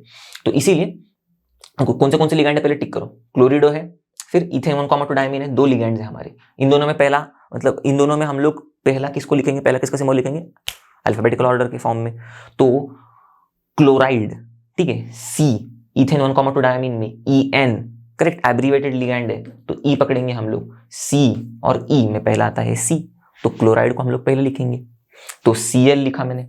अब कितना है देखो, डाइक्लोरिडो है तो 2 लिखना पड़ेगा मुझे, हो गया, इसका हो गया। फिर बिस इथेन 1,2 डायमीन है, तो 2 इथेन 1,2 डायमीन है, तो मैं इथेन 1,2 डायमीन ऐसे एब्रीवेटेड लिगैंड है और इसको ऐसे लिखा मैंने 2 इथेन 1,2 डायमीन, ठीक है। तो देखो जितना हमें दी हुई इंफॉर्मेशन थी उसके हिसाब से हम लोग ने मेटल और लिगैंड्स लिख दिए, ओके। डाइक्लोरिडो हो गया, बिस इथेन 1,2 डायमीन हो गया, दोनों भी लिगैंड्स हो गए, कोबाल्ट लिख दिया। पर अब एक चीज बची है, इसको हम लोग स्क्वायर ब्रैकेट में डाल दिए और यहां पर आगे जो हमें मेटल का ऑक्सीडेशन स्टेट दिया होता है ना नाम में, उससे हमें पता चलेगा कि भाई हमारे कॉम्प्लेक्स के ऊपर चार्ज कितना है, क्या है, और फिर वो लिखना पड़ेगा हमें, क्योंकि काउंटर आयन कोई दिया नहीं है कुछ, तो हमारा कोऑर्डिनेशन एंटिटी इस केस में चार्ज्ड है नहीं है वो देखना है हमें। देखते हैं। ओके, तो कोबाल्ट के ऊपर मतलब कोबाल्ट का ऑक्सीडेशन स्टेट 3+ दिया हुआ है। अब कैसे चेक करना है चार्ज है या नहीं, जो दिया हुआ है उससे शुरू करते हैं। तो कोबाल्ट का 3+ हमें पता है, क्लोरीन का -1 तो -2, करेक्ट। इथेनॉन का मोटोडायमीन न्यूट्रल है तो 0, तो क्या हुआ अब बस +3, ये -2, करेक्ट, 2 क्लोरीन का, ये तो 0 है, तो +3 -2 कितना होता है +1। तो क्यूमुलेटिव पूरा हमारे स्पीशीज के ऊपर नेट कितना है, +1 चार्ज है, करेक्ट, +3 -2। तो मैं ऐसे लिखूंगा N+ फॉर्मेट में, समझ में आ गई बात, 1+ इस फॉर्मेट में। तो चीजें बहुत छोटी छोटी है पर ध्यान से करनी है हमें, क्लियर। सेम लॉजिक इसको लगाओ, पॉज करो, फटाक से इसका फॉर्मूला लिखने की कोशिश करो। ओके, आई होप आपने किया होगा। तो देखो, टेट्रा हाइड्रोक्सिडो जिंकेट 2, नाम में समझ में आ रहा है, जिंकेट, जिंक मेटल मिल गया हमें, जिंक लिख दिया, फिर लिगैंड्स पे भागते, ओके ये हो गया, ओके जिंकेट हो गया। अब 8 से भी पता चल रहा है हमें, देखो कभी कभी मेटल के नाम से भी पता चलता है कि हमारा पूरा का पूरा कॉम्प्लेक्स स्पीशीज जो है ना वो नेगेटिवली चार्ज्ड है। ठीक है, चलो थोड़ा सा दिमाग लगा सकते हैं हम लोग यहीं पर भी। फिर लिगैंड्स पे आते हैं, तो हाइड्रोक्सीडो टेट्रा मतलब एक ही तो लिगैंड है, 4 हाइड्रोक्साइड्स है ये बताया जा रहा है। हाइड्रोक्सीडो मतलब हाइड्रोक्साइड, टेट्रा मतलब 4, हो गया लिगैंड मेटल खत्म, टेट्रा हाइड्रोक्सीडो। फिर जिंकेट, जिंक, अब ऑक्सीडेशन स्टेट 2 दिया है, तो जिंक का +2, OH के ऊपर -1, 4 के ऊपर -4, करेक्ट। तो ये देखो +2 -4 क्या होगा, माइनस करेंगे हम लोग 2 और -2, तो इसके ऊपर 2- चार्ज होगा। तो इस तरीके से हम लोग अब देखो चार्ज भी डालना सीख गए। लास्टली जो हमें करना है कॉम्प्लेक्स स्पीशीज के केस में, बात खत्म। अब बस एक सिंपल सी चीज और, अगर काउंटर आयन है तो की बात, अगर काउंटर आयन है तो, अगर काउंटर आयन हमारा कटायन है तो हम लोग क्या करेंगे, कॉम्प्लेक्स का जो हम लोग ने फॉर्मूला लिखा है ना उससे पहले काउंटर आयन का सिंबल लिखेंगे। देखो C बोले तो काउंटर आयन कॉम्प्लेक्स से पहले, और अगर अनायन है हमारा काउंटर आयन तो कॉम्प्लेक्स के बाद लिखेंगे, कॉम्प्लेक्स के बाद। अब अगर ये लिखते टाइम पर हमारे दिमाग में ये चीज आएगी कि सर हम लोग चार्जेस तो कैसे लिखेंगे। ओके, भले हम लोग ने कॉम्प्लेक्स लिख दिया, फॉर एग्जांपल इस केस में लिख दिया हम लोग ने, ठीक है, पर चार्ज का क्या करें, कॉम्प्लेक्स लिखा, कॉम्प्लेक्स लिखा, ओके काउंटर आयन भले कटायन है तो पहले लिखा, बाद में अनायन है तो बाद में लिखा, पर चार्ज को बैलेंस करना है। कैसे बैलेंस करेंगे हम लोग, अब एग्जाम्पल की मदद से समझते हैं। देखो सेम टू सेम डाइक्लोरिडो बिस इथेन 1,2 डायमीन कोबाल्ट 3, टाइम बचाने के लिए देखो मैंने सेम एग्जाम्पल लिया, तो इसमें बस मैंने काउंटर आयन चिपका दिया, सेम कॉम्प्लेक्स ये वाला, उसमें बस मैंने काउंटर आयन लगा दिया क्लोराइड। अब पता है हमको हमारा काउंटर आयन कैसा है, अनायन है, ये पूरा का पूरा कॉम्प्लेक्स स्पीशीज क्या है, कटायनिक है, करेक्ट, यहां तक कटायनिक 1+ चार्ज है, ये अनायनिक है। अब अनायनिक है, हमें पता है पूरे के पूरे कॉम्प्लेक्स के ऊपर 1+ चार्ज है, तो क्लोराइड कितने लगेंगे हमको बैलेंस करने के लिए 1+ चार्ज को, एक ही क्लोराइड लगेगा, क्योंकि एक के ऊपर 1- होता है, 1+1- बैलेंस, तो एक ही Cl लिखेंगे हम लोग यहां पर बाहर, और उस टाइम पे हम लोग इरेज कर देंगे इस चार्ज को।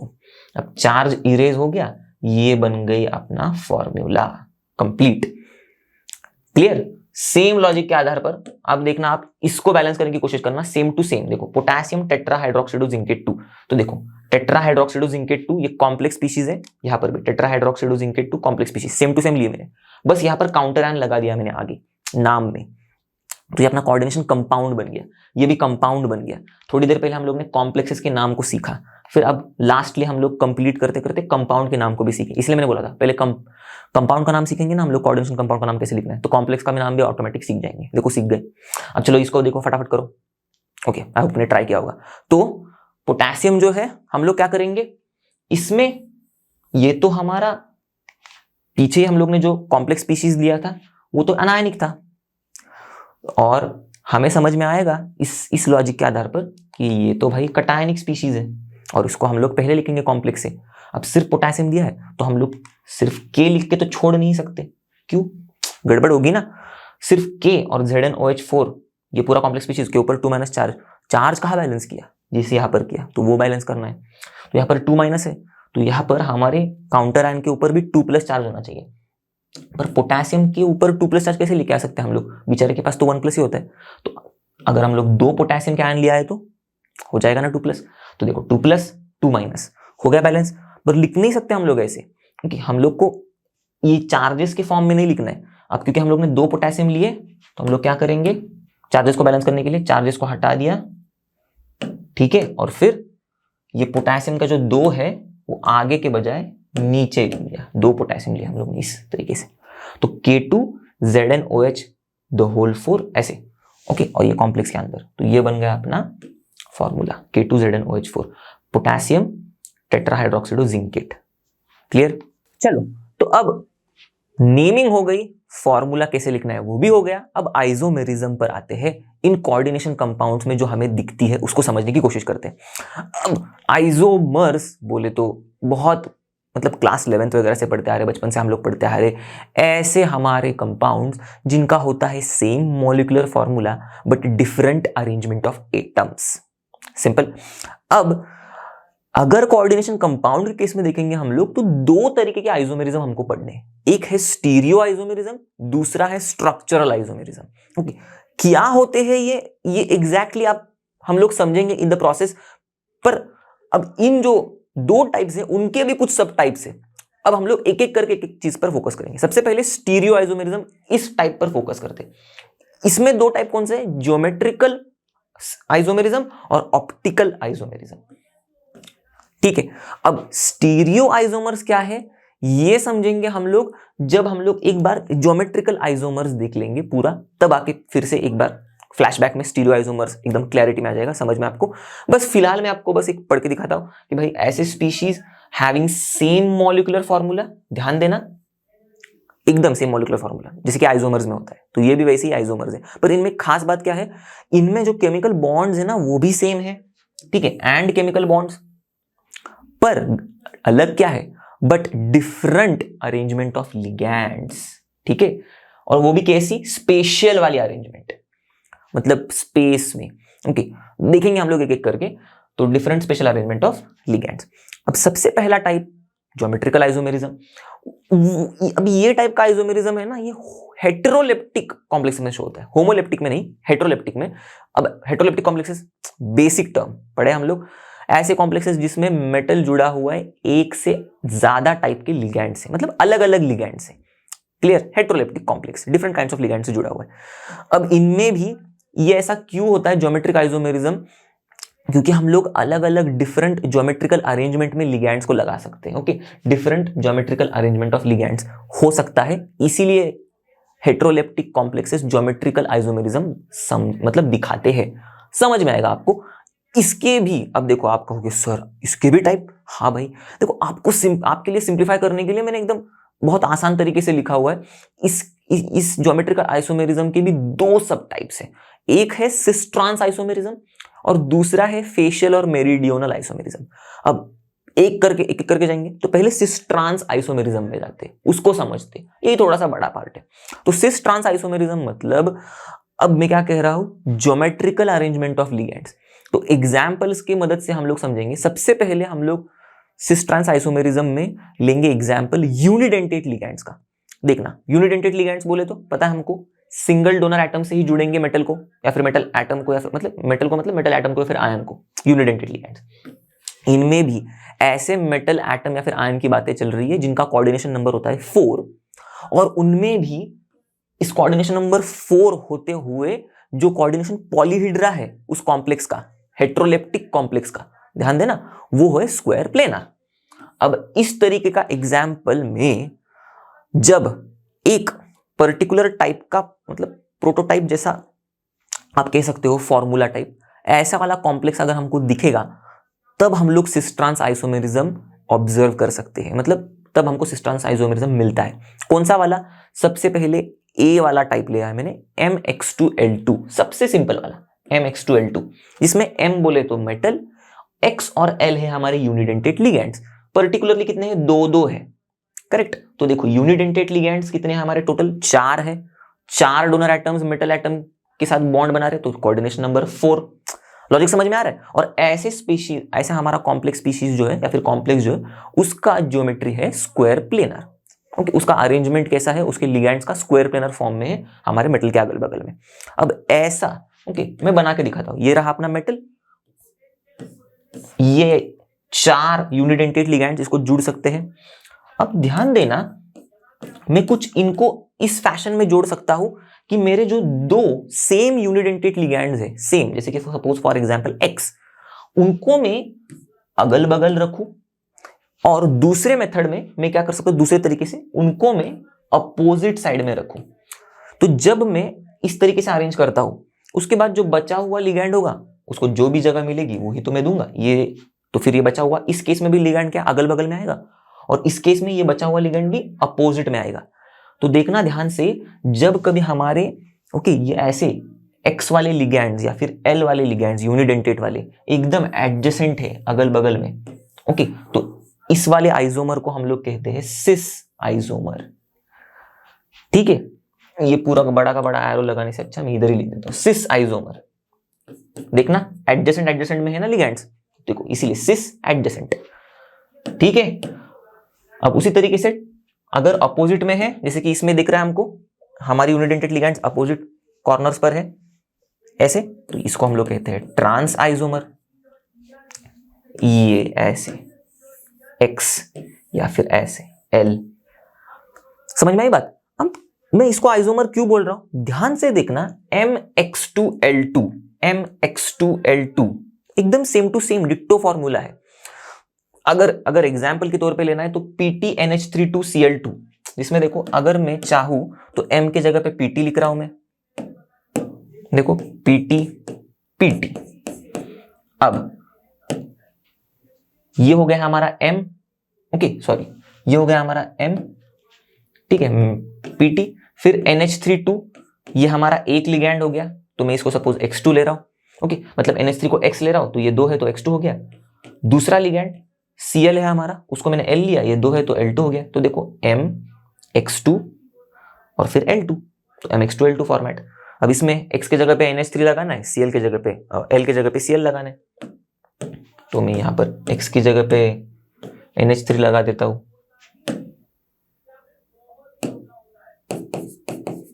ये रहा ऐसे। समझ में आई बात? एक कोई मैं बताऊंगा एकदम, मतलब आपको बता रहा हूं इनका प्रोटोटाइप का फॉर्मूला, मतलब प्रोटोटाइप में कैसे दिखेंगे वो, और फिर एक्चुअल में हम लोग अगर एग्जाम्पल के तौर पे लिख के उसको रिप्लेस करेंगे तो L की जगह पे Cl, तो ये रहा अपना L L L L, तो L की जगह पे Cl Cl Cl Cl हो गया। तो ऐसे 2 सेम टू सेम लिगैंड्स अगल बगल में तो cis isomer, 2 same to same ligands opposite में ट्रांस आइसोमर। Simple, clear? अब इसी को समझाने के लिए बस एक मैंने सिंपल सा मॉडल लिया है, आपको दिख रहा होगा, देखो मेरे शर्ट के ऊपर दिख जाएगा ये व्हाइट वाले भी बॉल्स, तो आप देख के ही समझ जाओगे। देखना ये वाला, इसमें देखो 2 जो मैंने बनाया है, देखो यहां पर ग्रीन वाला है अपना PT दिखा, और ऊपर जो है ब्लैक वाले अमोनिया समझ लो, नीचे व्हाइट वाले है क्लोरीन। तो दिख रहा है आपको ऐसे, यहां पर देखना और यहां पर देखना, क्लियर? तो इसमें देखो 2 सेम वाले लिगैंड्स अगल बगल में, तो ये सिस वाला हो गया। सेम तरीके से अगर मैं यहां पर खड़ा हूं और ये वाला देखें हम लोग ट्रांस वाले, तो ये दिख रहा है आपको, दिखा PT Cl Cl NH3 NH3, clear? तो ये ऐसे फॉर्म में मैंने बनाया है, पर एक्चुअल में कैसे है, ये इस तरीके से है स्क्वायर प्लेनर, ये देख रहा हूं एकदम पास से दिख रहा है स्क्वायर प्लेनर, और अब मैं ऐसे इसको दिखा रहा हूं बोर्ड के ऊपर 2D में, क्लियर? तो ये हो गया हमारा ट्रांस, जो कि आपको दिख रहा है ट्रांस, और फिर यहां पर ये हो गया अपना सिस, दिख रहा है सिस, करेक्ट? तो ऐसे 3D में, ओके, ठीक है, चलो आगे बढ़ते हैं हम लोग। तो ये हो गई अपनी कहानी इनके बारे में, बहुत ही बेसिक से थे, बहुत ही बेसिक वाला आइसोमेरिज्म है। अब इसमें थोड़ा सा और कॉम्प्लिकेटेड चीजें हो जाएंगी जब हम लोग टाइप मतलब बी देखेंगे। एग्जाम्पल बी, ए था MX12 वाला, बी है MABXL वाला। अब इसमें देखो चारों के चारों यूनिडेंटेड लिगैंड्स ही है, सेम लॉजिक। देखो बी लिखा है मैंने, मतलब ये सारा same. Coordination number 4 square planar है, उसका कोऑर्डिनेशन पॉलीहेड्रा, मतलब जिस तरीके से लिगैंड अरेंज हुआ है वो, और फिर यूनिडेंटेड लिगैंड्स की ही बात चल रही है। तो MABXL, ABXL unidentate ligands, clear. Square planar complex है हमारा ये planar with coordination number 4, correct, CN4। तो इसमें अगर मैं M लूं, अब क्या करना है हमें, एक लिगैंड का पोजीशन फिक्स करना है।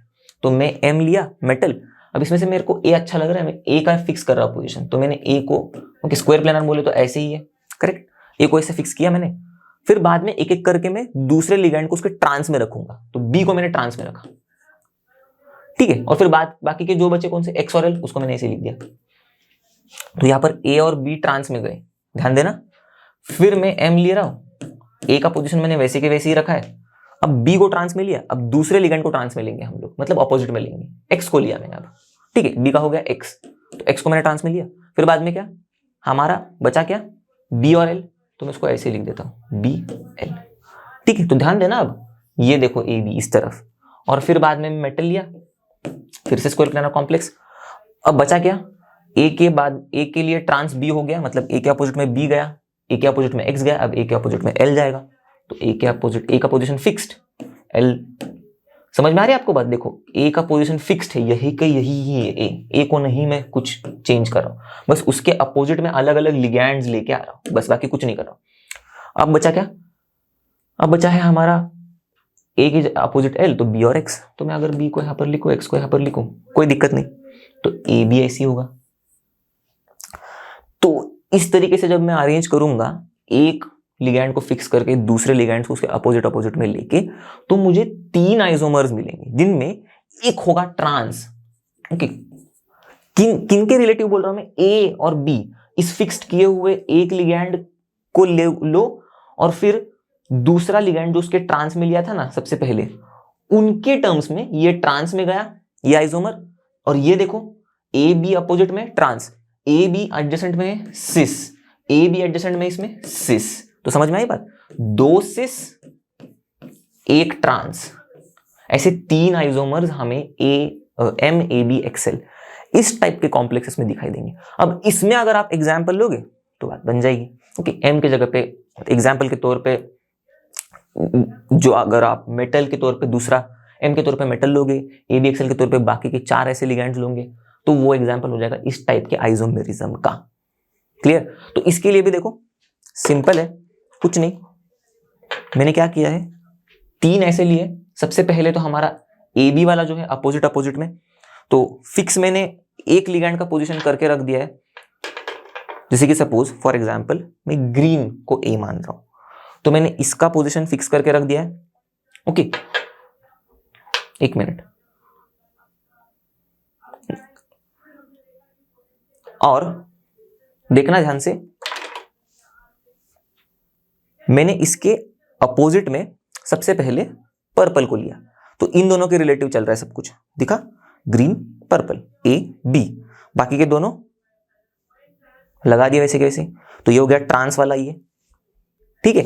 फिर मैंने क्या किया, ग्रीन को वैसे ही रखा। अब मैंने ब्लैक और व्हाइट में से किसी एक को ट्रांस में रखा, तो देखो ट्रांस हो गया, तो बाकी के 2 तो अलग अलग चले गए, दिख रहा है आपको। इसमें पहले के केस में ग्रीन और पर्पल ट्रांस में थे, ब्लैक और व्हाइट दिख रहे, ब्लैक व्हाइट तो नहीं दिखेगा, मेरे टी शर्ट पे दिखेगा, व्हाइट और ब्लैक दिख रहे, ट्रांस में नहीं है। दूसरे केस में मैंने क्या किया, इस व्हाइट को मैंने ट्रांस में लिया, दिखा, ग्रीन के ट्रांस में, क्लियर। तो ये कुछ इस तरीका वाला हो गया अपना ग्रीन के साथ ऐसा, ठीक है। देखो green purple AB, clear, AB ये वाला, ठीक है, ग्रीन पर्पल AB, जो पहले देखो ट्रांस में थे, ग्रीन पर्पल AB ट्रांस में, वही ग्रीन पर्पल AB सिस में, पर अब व्हाइट जो वाला लिगैंड है दूसरा वाला लिगेंड मैंने उसको ट्रांस में लिया, फॉर एग्जाम्पल वो X है। अब सेम इसी को लूंगा मैं सपोज, और फिर मैंने क्या किया, अब मेरा ग्रीन पर्पल ऐसे ही है ना, तो मैंने ऐसे ही रखा इसको, ये जो सेकंड वाला केस है ये वाला, ठीक है। उसके अपोजिट में मैंने व्हाइट रखा था, अब इसके अपोजिट में मैं क्या रखूंगा, ब्लैक रखूंगा। तो देखना ग्रीन के अपोजिट में ब्लैक आ गया, दिख रहा है, ये देखो नीचे यहां पर दिखा। तो ये देखो A B cis green purple cis, A B cis green purple cis, ठीक है, समझ में आ गई बात। तो तीनों को भी मतलब अदला बदली करके मैंने ट्रांस में रखा। पहले केस में देख सकते हो आप, मैं इस तरीके से कुछ पकड़ के दिखा सकता हूं आपको। पहले केस में ग्रीन पर्पल ट्रांस, फिर बाद में ये हो गया ग्रीन व्हाइट ट्रांस, और फिर बाद में ग्रीन ब्लैक ट्रांस। तो इस 3 टाइप के आइसोमर्स जब मैंने बनाए तब मुझे क्या मिला, ये जो दो है ग्रीन पर्पल सिस, और ये वाला जो है ग्रीन पर्पल ट्रांस। तो A B trans, A B cis, 2 वाले। क्लियर। तो आप भी क्या कर सकते हो, ऐसे मॉडल्स लेके समझने की कोशिश कर सकते हो। हाँ, अब लास्टली यूनिडेंटेड लिगैंड्स में हम लोग एक और चीज देखेंगे जो कि काफी इंटरेस्टिंग सी है। अगर मैं सेम यूनिडेंटेड लिगैंड्स की बात करूं और कोऑर्डिनेशन नंबर 4 ही रखूं, पर सिर्फ अब मैं कोऑर्डिनेशन पॉलीहेड्रा जो है हमारा, ओके, अरेंजमेंट ऑफ लिगैंड्स, वो टेट्राहेड्रल के बारे में अगर सोचूं, देखो unidentate ligands coordination number 4 tetrahedral, और जो हमारा प्रोटोटाइप है वो कैसा है, MX2L2 फॉर्म में। बेसिक जो सबसे पहले में था शुरुआत में, MX2L2 सिस स्क्वायर प्लेनर वाला, तो सिस ट्रांस बन रहा था, राइट। देखो यहाँ पर MX2L2 coordination number 4 square planar, इसमें सिस ट्रांस बन रहा था, सेम टू सेम MX2L2, ठीक है। अब यहां पर देखो MX2L2 पर कोऑर्डिनेशन नंबर 4 टेट्राहेड्रन के केस में क्या हो जाता है, जैसे कि इसमें हो जाता है। देखना ये मैंने बनाया तो होगा इस तरीके से कुछ, मैं पास में आके दिखाता हूं आपको। ये दिख रहा है आपको टेट्राहेड्रन, ये एक ब्लू, ओके, ये एक ब्लू, ये येलो पीछे वाला, ओ सॉरी मेरा ओरिएंटेशन गड़बड़ हो रहा है, और फिर ये ब्लू और फिर ये येलो, ठीक है। तो M बीच में दिखा, M टेट्राहेड्रन के बीच में M, फिर ये X2L2 दिखा। चलो, तो इस केस में क्या होता है देखना ध्यान से, यहां पर इस लिगैंड का और इस लिगैंड का दोनों का अगर पोजीशन देखेंगे हम लोग, ये X2 है हमारे सेम लिगैंड्स, तो आप किस भी तरीके से ओरिएंट करो, ओके, ऐसे रखो इसको, ऐसे करो इसको, ठीक है, ऐसे करो, ऐसे रखो, इनके बीच में जो एंगल है वो कुछ भी चेंज नहीं हो रहा है। टेट्राहेड्रन हमको पता है 109 डिग्री, तो पोजीशन जो है रिलेटिव पोजीशन एग्जैक्ट वैसे के वैसे ही रह रहा है। किस तरीके से भी घुमाओ इनको, कैसा भी अरेंजमेंट करो टेट्राहेड्रन में, ओके। मैं इसको अगर इस बॉन्ड को निकाल के, ऐसे निकाल के मैं अगर यहां पर येलो के जगह पे लगा दूं, चलो मैंने लगा दिया, और येलो को यहां लगा दिया, फिर भी क्या ही फर्क पड़ा। देखो फिर से मेरा यही हो गया, ये दोनों 109 डिग्री में ही आ गए, दिख रहा है 109 डिग्री में आ गए। तो कुछ भी करो, येलो के इस बॉन्ड को निकाल के अगर मैं यहां पर लगाओ, देखना यहां पर लगाओ, तो फिर भी क्या हो रहा है, यहां पर भी 109 डिग्री आ रहा है येलो का, करेक्ट। तो रिलेटिव पोजीशन जो है वो कुछ बदल ही नहीं रही है, ठीक है। इनके केस में, टेट्राहेड्रन के केस में रिलेटिव पोजीशन बिल्कुल नहीं बदल रही है। तो इस वजह से हम लोग सिस ट्रांस आइसोमेरिज्म कर ही नहीं, मतलब उनमें ऑब्जर्व ही नहीं कर पाते, क्योंकि सिस में तो एडजेसेंट होना चाहिए, ट्रांस में अपोजिट होना चाहिए, पर यहां पर तो पोजीशन सेम टू सेम ही रह रही है। क्लियर। तो इसीलिए इस तरीके के कॉम्प्लेक्सेस MX2L2 वाले जो यूनिडेंटेड लिगैंड से बने हुए coordination number 4 tetrahedral coordination polyhedra वाले, वो ज्योमेट्रिकल आइसोमेरिज्म नहीं दिखाते। चलो, तो अब एकदम चीजें थोड़ी सी ग्रास्प में आ रही होगी, समझ में आ रहा होगा कि अरेंजमेंट कैसा है। तो एक बार फ्लैशबैक में जाते हैं और देखते हैं, देखो कि क्या था हमारा स्टीरियो आइसोमर्स का definition. Simply species having same molecular formula. अब तक हम लोग ने कितने ही स्पीशीज देखे, मतलब जैसे कि सेम फॉर्मेट में है, MX2L2 है, पर सिस और ट्रांस अलग अलग आइसोमेरिज्म शो कर रहे हैं, ओके, अलग अलग अरेंजमेंट है एटम्स की, करेक्ट। मतलब आइसोमर्स है, same molecular formula but different arrangement of atoms. तो इनमें एक बात खास हम लोग ने क्या देखी, सिर्फ मॉलिक्यूलर फार्मूला सेम नहीं तो बॉन्ड्स भी जो है वो भी सेम टू सेम है। ओके, जो MX बॉन्ड है वो दोनों के केसेस में भी दिख रहा है आपको, प्लैटिनम अमोनिया बॉन्ड सिस में भी, और प्लैटिनम अमोनिया बॉन्ड एकदम एग्जैक्ट वैसे के वैसे ही बॉन्ड्स है, केमिकल बॉन्ड्स भी सेम है, बिल्कुल कोई चेंजेस नहीं इनमें, ठीक है। पर फिर भी इनके अरेंजमेंट में, स्पेशल अरेंजमेंट ऑफ लिगैंड्स में गड़बड़ है। ओके, इस केस में लिगैंड्स करीब एक दूसरे के एडजेसेंट है तो सिस, अगर लिगैंड एक दूसरे का ऑपोजिट है तो ट्रांस। तो समझ में आ गई बात, स्टेरियोआइसोमर्स क्या है, species having same molecular formula MX2L2 के फॉर्मेट में देखा हम लोगों ने, दोनों भी स्पीशीज के पास सेम मॉलिक्यूलर फार्मूला है, PTNH3 twice Cl2, correct, PTNH3 twice Cl2। पर क्या है, एंड केमिकल बॉन्ड्स भी, जब भी मैंने अभी बताया मैंने, but different special arrangement of ligands, एक में एडजेसेंट में, दूसरे में अपोजिट में, करेक्ट। अब ये सारे एग्जाम्पल्स देखते देखते हम लोग को एक आइडिया आ गई है, तो थोड़े कॉम्प्लेक्स एग्जाम्पल पर जाते हैं। यूनिडेंटेड लिगैंड्स ही बात चलेगी, पर अब होगा यूनिडेंटेड लिगैंड्स में कोऑर्डिनेशन नंबर 6। ओके, और ऐसे कॉम्प्लेक्सेस का स्पेशल अरेंजमेंट है ऑक्टाहेड्रल, ओके, कोऑर्डिनेशन पॉलीहेड्रा, जिसमें पहला हम लोग फॉर्मेट क्या ले रहे हैं, MX2L4, ओके, ये वाला MX2L4 वाला। ओके, तो क्योंकि यूनिडेंटेड लिगैंड्स है तो हमारे ऑक्टाहेड्रन के स्ट्रक्चर के हिसाब से ही वो अरेंज होंगे, चारों एक प्लेन में, 4 लिगैंड्स एक प्लेन में, 2 लिगैंड्स एक ऊपर एक नीचे, ऐसे फॉर्मेट में होगा। तो इसके लिए देखो मैंने ये वाला मॉडल लिया है, तो आपको दिख रहा होगा यहां पर इस तरीके से कुछ, देखो 4 लिगैंड्स अगर मैं एक प्लेन में लूं, एक लिगैंड ऊपर, ओके, एक लिगैंड नीचे, पर मैं किस फैशन में लगा रहा हूं, देखो जो मेरे MX2L4 में जो सेम टाइप के 4 लिगैंड्स है ना, अगर मैं इनको एक ही प्लेन में रखूं, जैसे कि मैं ड्रॉ कर रहा हूं देखो, और यहां पर भी हाथ में भी है मेरे, देखो ये सेम प्लेन दिख रहा है, सेम प्लेन, ये मेरा M है, करेक्ट, सेम प्लेन में, इस वाले प्लेन में, ठीक है, मैंने एक टाइप के ही लिगैंड्स लगाए L, जो कि मेरे पास 4 है, M के साथ 4L, ठीक है। अब बचे कौन से, M हो गया, 4L हो गए, X2, एक ऊपर एक नीचे, दिख रहा है, एक ऊपर एक नीचे, ठीक है। तो इस टाइप में क्या होगा, मैं इस तरीके से कुछ पकड़ता हूं क्योंकि पेन भी ब्लैक है, दिखा, तो एक ऊपर एक नीचे की वजह से ये 2 जो लिगैंड हमको दिख रहे ये कैसे हो गए, अपोजिट में हो गए, इसीलिए कहो क्या होगा, ट्रांस। ये इस टाइप का अरेंजमेंट हमारे MX2L4 का ट्रांस होगा। अब अगर मैं थोड़ा अरेंजमेंट बदलूं, मैं क्या करूं, अगर मैं इस जो दिख रहा है हमको, दिख रहा है, करेक्ट, जो 4 प्लेन में है हमारे, और ऊपर नीचे 2 रेड है, इसमें से अगर मैं नीचे वाला अगर रेड निकालूं, देखो निकाला, दिख रहा है, नीचे कुछ नहीं है अभी, ठीक है, पैर निकाले बेचारे के मैंने, और फिर अगर मैं एक प्लेन में से, जो प्लेन में जो एक था ना, उसमें से मैंने एक निकाला, दिख रहा है अभी 3 ही बचे, करेक्ट, तो मेरे हाथ में 2 है लिगैंड्स, अब एक ब्लैक वाला है एक रेड वाला है, ये देखो, दिखे।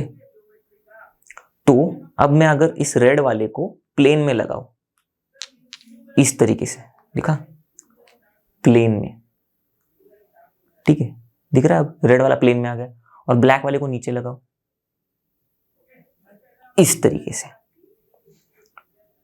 दिखा। तो अब क्या हुआ, अब आप थोड़ा इमेजिन कर सकते हो, ध्यान से देखना, ये जो 2 रेड वाले हैं, ये एक, ये दूसरा एडजेसेंट में आ गए, और जो बाकी के ब्लैक वाले 4 है सेम टू सेम L वाले, वो इस तरीके से मैंने अरेंज कर दी, तो ये एडजेसेंट में आ गए, तो ये सिस फॉर्म हो गया आपने, करेक्ट, दिख रहा है। तो इसी चीज को मैं बनाऊंगा, देखो अब कैसे, इस लॉजिक के आधार पर, ऐसे M ऊपर एक X, इस तरफ एक X, ठीक है, और बाकी के जो पोजीशन बचे उसमें मैंने L लगा दी, लिगैंड L वाला, ठीक है। तो बात समझ में आ गई, यही चीज यही चीज दिख रही है आपको इस फॉर्मेट में, ठीक है, XMX, तो XMX, इस तरफ L, इस तरफ L, नीचे वाले तरफ इस तरफ L, ठीक है। तो देखो 3L प्लेन में, 3L प्लेन में, फिर एक X यहां ऊपर आ रहा है, एक X प्लेन में आ रहा है, और फिर नीचे एक L। तो ये हो गया कैसे, एडजेसेंट, एडजेसेंट लिखा लिखने के फॉर्म में भी।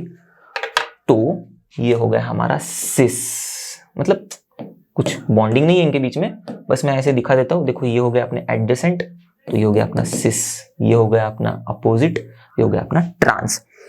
बात समझ में आ गई? तो ये अपना एग्जाम्पल, इसमें देखो ये M है, ये X2 है, ये L4 है। तो MX2 L4, MX2 L4, समझ में आ गई बात? उसी तरीके से अगर हम लोग अब डाइडेंटेट लिगैंड लेंगे जिसमें दो डोनर एटम्स एक साथ मेटल के एटम या फिर आयन को पकड़ेंगे एक साथ, तो कैसे होगा? उसके लिए ना देखना ध्यान से, पहले हम लोग डाइडेंटेट लिगैंड्स ले रहे, मैं बस दिखाता हूं आपको कैसे कैसे पकड़ रहा है हमारा मेटल का एटम। देखना ध्यान से, ये रहा अपना, मैंने ऐसे थोड़ा सा प्लेन ऊपर नीचे कर दिया, नीचे से मैंने ऐसा पकड़ा है सिर्फ इसको, दिख रहा है? दिख रहा है आपको? मेरा हाथ नहीं आना चाहिए ना, इस तरीके से कुछ, ठीक है। तो यहां पर ये ग्रीन वाला दिख रहा है आपको, ये ऊपर प्लेन में ही है, कैसे दो हमारे डोनर एटम्स, दिखा, दो डोनर एटम्स पकड़ रहे हैं हमारे मेटल को दो दो हाथों से, चुक, इस फॉर्म में, क्लियर? तो इस फॉर्म में पकड़ा है, ऊपर एक ग्रीन नीचे एक ग्रीन, ठीक है, आई होप आपको दिख रहा होगा, ऊपर एक ग्रीन नीचे एक ग्रीन, इन दोनों ने पकड़ा है। तो जब कभी मैं इस तरीके का बनाऊंगा, मतलब इस तरीके का कुछ हम लोग को कॉम्प्लेक्स दिखेगा जिसमें देखो ये M है, फिर X2, ये दो ऊपर नीचे वाले X2, और फिर ये LL2 और ये LL, देखो डाइडेंटेट लिगैंड हमारा, और कितने हैं? दो है, देखो L दिख रहा है, L एक, दूसरा L, क्लियर, दो L,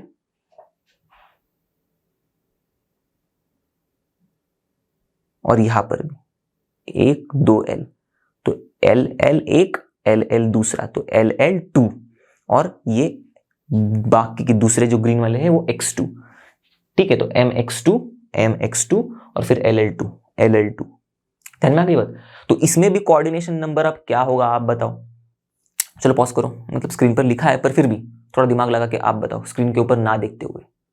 सिंपल है, आप कहोगे 6, और ऐसा वाला एग्जाम्पल मैंने लिया भी था जब हम लोग कोऑर्डिनेशन नंबर ढूंढने की बारे में समझ रहे थे ना, उसमें बेसिक्स में, क्योंकि ये डाइडेंटेट है तो इसके दो डोनर एटम जुड़ रहे हैं मेटल एटम्स, मेटल एटम या फिर आयन के साथ, तो 1 2 3 4, इसी के 4 डोनर एटम हो गए, और फिर ये पांचवा और ये छठवा, तो 6 डोनर एटम्स है, इसका मतलब कोऑर्डिनेशन नंबर 6, करेक्ट। तो देखो कोऑर्डिनेशन नंबर 6 ऑक्टाहेड्रल, क्यों?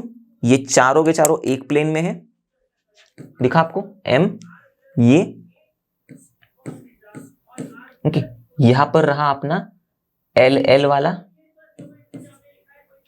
या फिर मैं इसको ऐसे ड्रॉ कर सकता हूं, LL, इसमें LL LL, ठीक है। तो इस तरीके से कुछ जुड़े हैं, दिखा, LL LL M के साथ एक ही प्लेन में, ये एक टाइप का अरेंजमेंट हुआ, और बाकी के जो ये 4 L तो हो गए, मतलब LL LL LL2 हो गया, अब बचा दो X, तो ये एक ऊपर एक नीचे, ठीक है। अब इसमें क्योंकि 2x का हम लोग अरेंजमेंट देखेंगे, सेम लॉजिक जैसे हम लोग ने यूनिडेंटेट लिगैंड्स में देखा था, एक ऊपर एक नीचे है तो हम लोग ट्रांस कहते हैं, उसी तरीके से एक ऊपर एक नीचे ट्रांस। अब इसी लॉजिक के आधार पर अगर मैं इसमें से जो नीचे वाला ग्रीन है, ग्रीन वाला मेरा लिगैंड दिख रहा है आपको, ये वाला नीचे वाला, ठीक है, तो नीचे वाला जो ग्रीन वाला लिगैंड है उसको मैं अगर निकालूं, और इस प्लेन में जो है हमारे पीछे वाला प्लेन में जो हमारा जुड़ा हुआ है डाइडेंटेट लिगैंड का डोनर एटम, उसको मैं नीचे लगा दूं इस तरीके से, कुछ दिख रहा है, नीचे गया मैं, ये यहाँ था ऊपर, अब मैंने नीचे लगाया इसको, ये लग गया। और अब मैं इसको एडजेसेंट में कर दूं इस ग्रीन के, दिखा, तो अब कुछ ऐसे दिखने लगेगा। ये है ब्लैक, ओके, ये देखो ब्लैक, दिखा, ये डाइडेंटेट, नीचे का डाइडेंटेट, और ये पीछे, आगे आगे पीछे एडजेसेंट हो गए कि नहीं, दिख रहा है एडजेसेंट। अब ये हो गया सिस फॉर्म में, क्लियर। तो मैंने जस्ट जो कुछ भी किया उसी को मैं ड्रॉ कर रहा हूं। तो मैंने एम में क्या किया, ऊपर का एक्स वैसे के वैसे ही रखा, बस मैंने इस तरफ वाला जो था मेरा, उस वाले एक्स को मैंने, उस वाले एल को मैंने हटाया और एक्स वहां पर लगाया, और ये एल को नीचे लेके आया, ठीक, इस वाले एल को नीचे लेके आया मैं, तो ये रहा नीचे वाला एल, ये तो एल वैसे के वैसे ही वहीं पर है, ठीक है। तो देखो, ठीक है, एल एल एक्स एक्स, ऊपर का एक्स ग्रीन, और ये तो वैसे के वैसे ही है अपने, जो मतलब एल एल है ना, सेम टू सेम, उनको कुछ नहीं चेंज किया मैंने। तो देखो क्या हुआ, प्लेन में जो ये है, अब सिर्फ एक ही डाइडेंटेट वाला लिगैंड है प्लेन में, दूसरा प्लेन के नीचे चला गया, ओके, मतलब प्लेन में और प्लेन के नीचे, और यहां पर दोनों भी प्लेन में थे, ट्रांस में। यहां पर देखो एक प्लेन में है और दूसरा कैसा है, मिक्स्ड है, एक प्लेन में और प्लेन के नीचे हमारा लिगैंड के डोनर एटम्स इस तरीके से जुड़े, और बाकी देखो ये एक्स एडजेसेंट में आ गए, तो सिस, ठीक है। क्लैरिटी आ गई पूरी चीज के ऊपर कि डाइडेंटेट लिगैंड्स में कैसे हम लोग कोऑर्डिनेशन नंबर 6 पे ऑक्टाहेड्रल ज्योमेट्री अगर रहेगी, फिर भी इस टाइप के जो हमारे कॉम्प्लेक्सेस है mx2ll2 mx2ll2 mx2ll2 वाले, ये कैसे सिस ट्रांस आइसोमेरिज्म दिखाएंगे। बस मेजरली जो x वाला है उसके अपोजिट होने से ट्रांस, उसके एडजेसेंट होने से ट्रांस, ठीक है। अब हम लोग बढ़ते हैं दूसरे टाइप के ज्योमेट्रिकल आइसोमेरिज्म पर। मतलब अब तक हम लोग जो पहला टाइप था सिस ट्रांस वाला, उसी को समझ लिए, वही थोड़ा सा ज्यादा था, मतलब बड़ा था। अब ये तो एकदम छोटू सा दूसरा टाइप है, सिंपल सा फेशियल आइसोमर और मेरिडियोनल आइसोमर। इसको हम लोग फेशियल को फैक भी बोलते हैं, FAC शॉर्ट फॉर्म में, देखो फेशियल फैक। मेरिडियोनल को मर भी बोलते हैं, MER, ओके, तो मेरिडियोनल मर। अब देखो दो टाइप के आइसोमर्स है, कुछ नहीं, कुछ अजीबोगरीब चीज नहीं है ये। हमें ये इसको समझने के लिए हम लोग एक एग्जांपल लेते हैं यूनिडेंटेट लिगैंड्स का ही सिंपली, और ऐसे कोऑर्डिनेशन, मतलब ऐसा हमारा मेटल जिसका कोऑर्डिनेशन नंबर है 6, वो ऑक्टाहेड्रल कोऑर्डिनेशन पॉलीहेड्रा हमको दिखा रहा है, ओके। और इन द फॉर्म, किस फॉर्म का कॉम्प्लेक्स, mx3l3 फॉर्म का, ओके। अब आप जो चाहिए आपके मन में, MA3B3 जो भी यूनिडेंटेट लिगैंड्स को आप जो आपको जो नाम देना है दे सकते हो। तो देखो x और l दोनों भी यूनिडेंटेट लिगैंड्स है, इतना तो समझ में आना है, बस बहुत हो गया, मतलब इतना समझ में आया, ठीक है। तो mx3l3 इस फॉर्म वाले, मतलब हमारे मेटल एटम को 3 यूनिडेंटेट लिगैंड्स सेम जुड़े हुए, 3 सेम यूनिडेंटेट लिगैंड जुड़े हुए, ओके, x वाले, और 3 सेम यूनिडेंटेट लिगैंड जुड़े हुए l वाले।